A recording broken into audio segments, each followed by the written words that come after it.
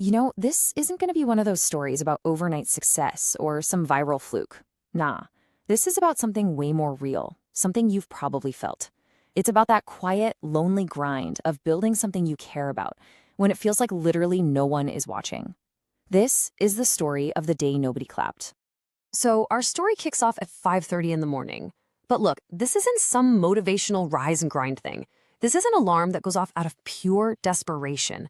It's the sound of someone who feels like they just can't afford to fail, who knows that the only path forward is to just get up and start. And this is the scene. There's no fancy startup office, no cool co-working space. It's just a small room, paint peeling off the walls, a fan that makes way too much noise. And I want you to notice that cracked phone screen. It's such a small detail, but it says everything, right? The device in his hand was broken, but the dream he was chasing on it, that was still intact. So he picks up that cracked phone, scrolls for a minute, and bam, the comparison trap just snaps shut. He sees a friend with a new car, another one posting travel pics, someone else who just landed their dream job. And he just closes the app, stares at the ceiling, and these two questions start bouncing around in his head. Am I late? Am I behind? I mean, who hasn't felt that? And this right here, this is the heart of the problem, isn't it? We see the curated highlight reel, the perfect, polished final product. But what we don't see, what nobody ever posts, is the messy stuff. The nights spent crying, the endless rejections, that gut-wrenching fear of letting your parents down. The reality is always so much messier than the caption. And then a switch flips. He stood up, but listen, it wasn't some heroic, confident leap. It was just simple, painful math. He realized that staying down, stuck in that spiral of doubt, was going to hurt way more than actually getting up and trying. And this is what trying actually looked like. It's all the unseen work.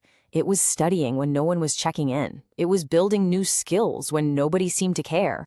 It was firing off job applications that just disappeared into a black hole.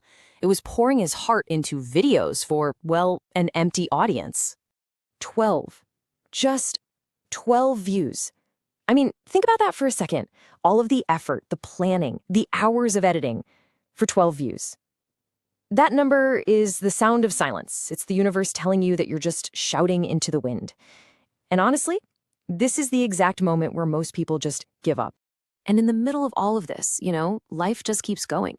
His dad walks in, asks that simple, caring question, "Everything okay?" And he just smiles and says, yes. Not because it was true, but because, man, sometimes explaining the struggle feels even more exhausting than just living through it. So for months, he just kept his head down and did the work. And something fundamental started to change. Not on the outside, but inside. He just stopped looking over his shoulder at what everyone else was doing. He stopped feeling that pressure to race to some imaginary finish line. And maybe the most important part, he stopped needing other people to clap for him to keep going. And that's when he really, truly started building. Brick by slow, quiet brick. And that's the whole idea right here. Let's call it the building phase. So if you feel like you're just grinding away and have nothing to show for it, listen. You're not late. You're just in your building phase. And you have to remember, nobody stands around and applauds while the foundation of a building is being poured. They only show up when it's finished. And then, of course, it happened. But it wasn't some big dramatic movie moment with a swelling soundtrack. Nope, it happened on a totally random, boring day. An email popped up, a phone call came through, a message. An opportunity. And it wasn't luck. It was because all that silent work had built the very door for opportunity to knock on. I love this way of thinking about it. It completely reframes what a breakthrough really is. Success wasn't a sudden, loud explosion of fireworks. It was more like a sunrise. Slow, steady, and after a long dark night, completely unstoppable. And suddenly, what other people see completely changes. The same people who were never there for the process, they see the result and they say, wow, bro, you're so lucky. Lucky? They didn't see the 5:30 a.m. alarms. They didn't see the nights where he was so close to quitting. They didn't see the years of silent, thankless work. They just saw the finished building.